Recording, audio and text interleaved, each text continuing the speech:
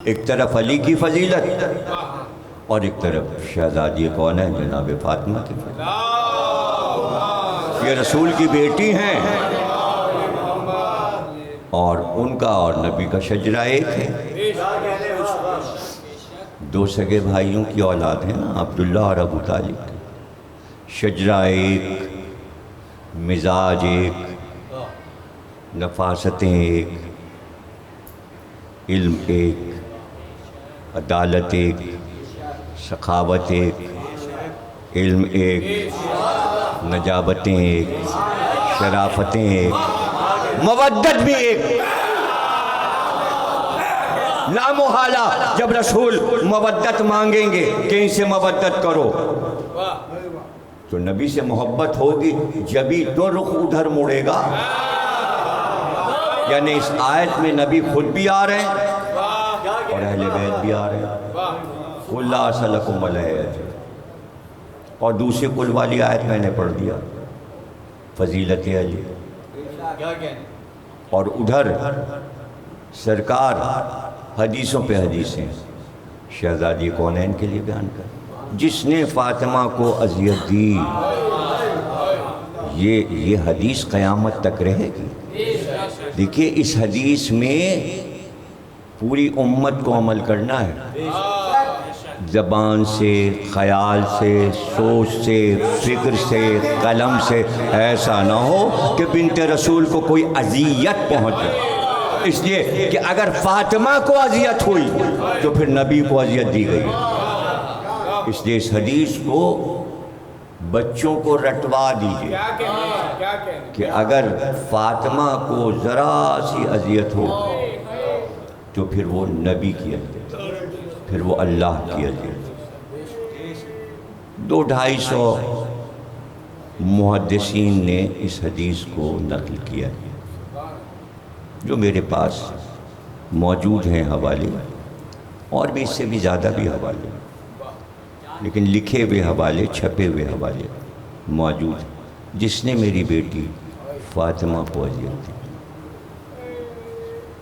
گویا امت سے یہ بھی تقاضا تھا مودت بھی کرو اور اذیت نہ دینا۔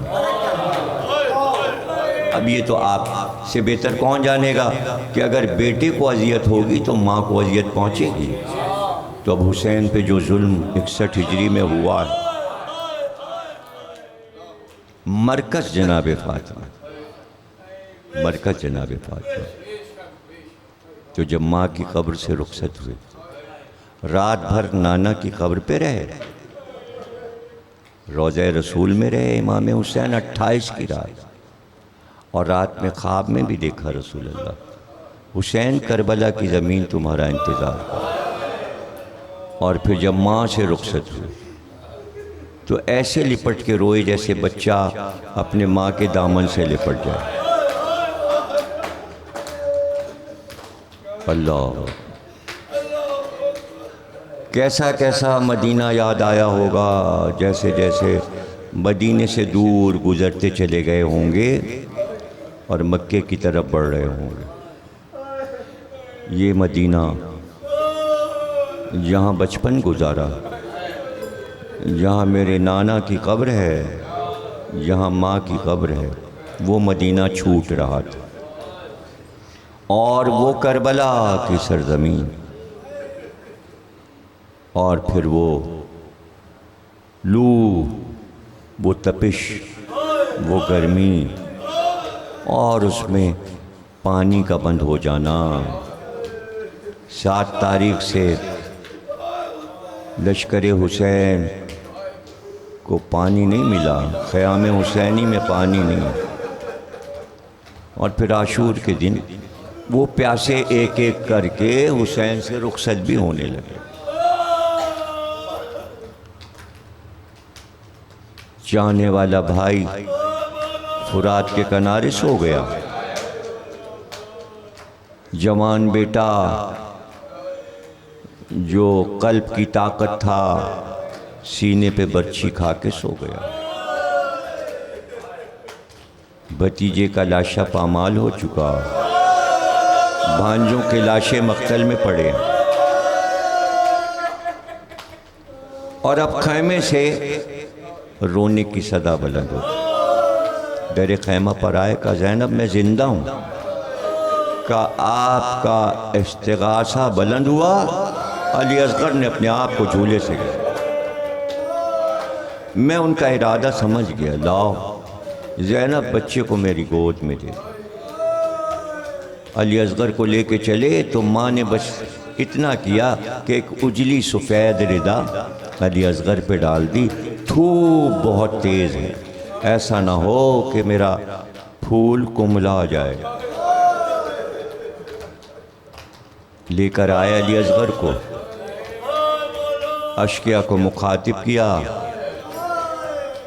تمہارے زام ناقص میں اگر میں خطا کار ہوں تو ٹھیک ہے، پانی نہ تو، لیکن یہ بچہ معصوم ہے، پانی کے بغیر یہ پیاس سے بلک رہا ہے، تھوڑا سا پانی پلا دو. اور اگر تم یہ سمجھتے ہو میں بچے کے بہانے خود پی لوں گا، لو میں جلتی ریت پر ان کو لٹوں، تم خود آؤ، آ کے انہیں پانی پلا جاؤ. اللہ بچے کو دوڑ کے گود میں اٹھا لیا، اس لیے کہ ہرملہ کا تیر چل چکا تھا. اور تیر کوئی ہلکا تیر نہیں تھا، 3 بھال کا تیر تھا، جس نے علی اصغر کے گلے کو بھی چھیدا، حسین کا بازو بھی چھید لیا.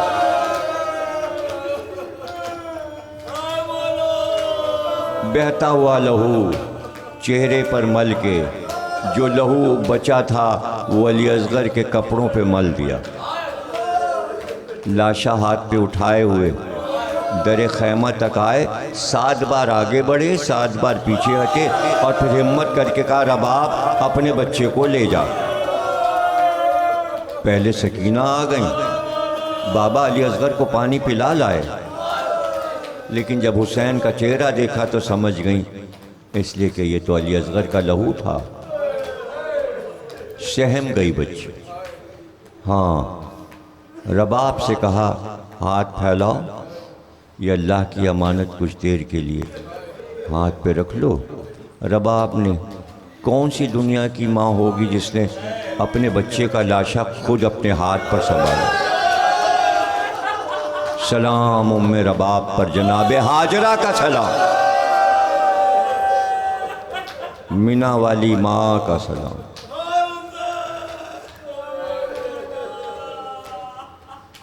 قبر بنائی، کہا رباب بچے کو میری گود میں دے. قبر میں علی اصغر کو دفن کیا. ماں دیکھتی رہی.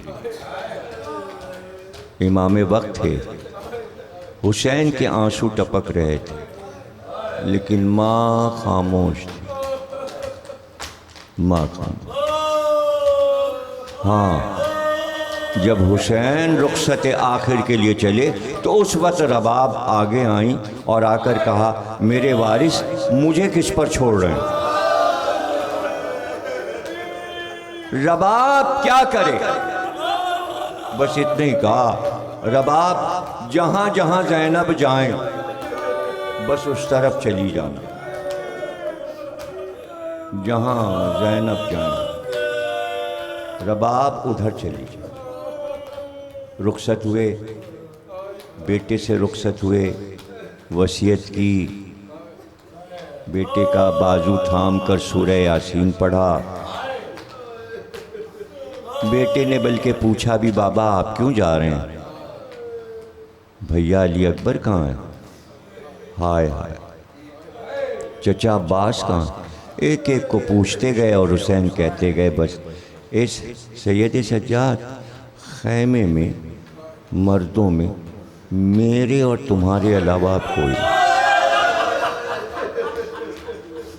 کیسے بیویوں نے رخصت کیا، کیا کوہرام تھا، کیسے حسین کا راہوار در خیمہ پر آیا، کوئی سوار کرنے والا نہ تھا. ہاں،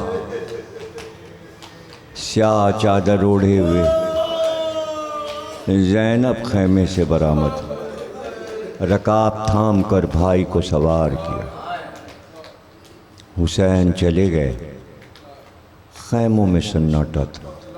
ہاں، جب حسین حملہ کرتے تو تکبیر کی آواز بلند کرتے تو بہنوں کا دل بڑھ جاتا، دل بڑھ جاتا، یعنی یہ سکون تھا بھائی زندہ ہے۔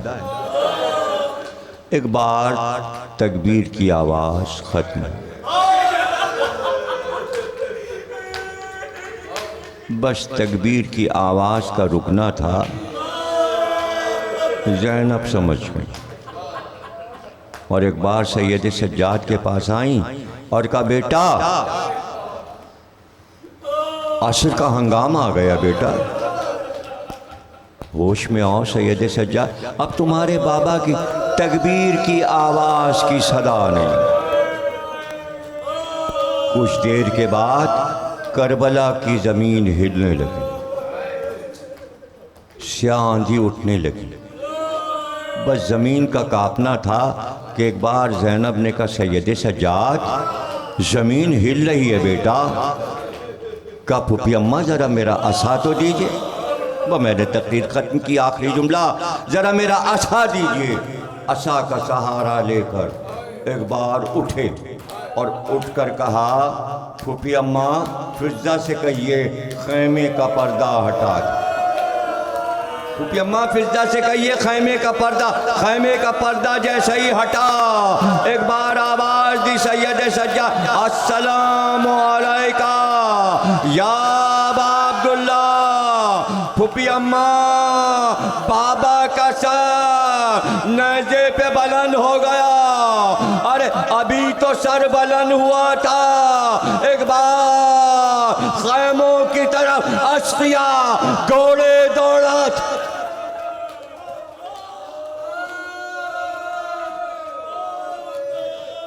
بار الہ اس عبادت کو قبول فرما، ہمیں کوئی غم نہ دینا سوا غم حسین کے بحق محمد اور آل محمد۔ ملک کی حفاظت فرما، ملک کی سرحدوں کی حفاظت فرما، امام مہدی علیہ السلام کا ظہور فرما، ظہور میں تاجیل فرما۔ بول انٹرٹینمنٹ کے شوز دیکھنے کے لیے ہمارے چینل کو سبسکرائب کریں اور بیل آئیکن پر کلک کرنا نہ بھولیں۔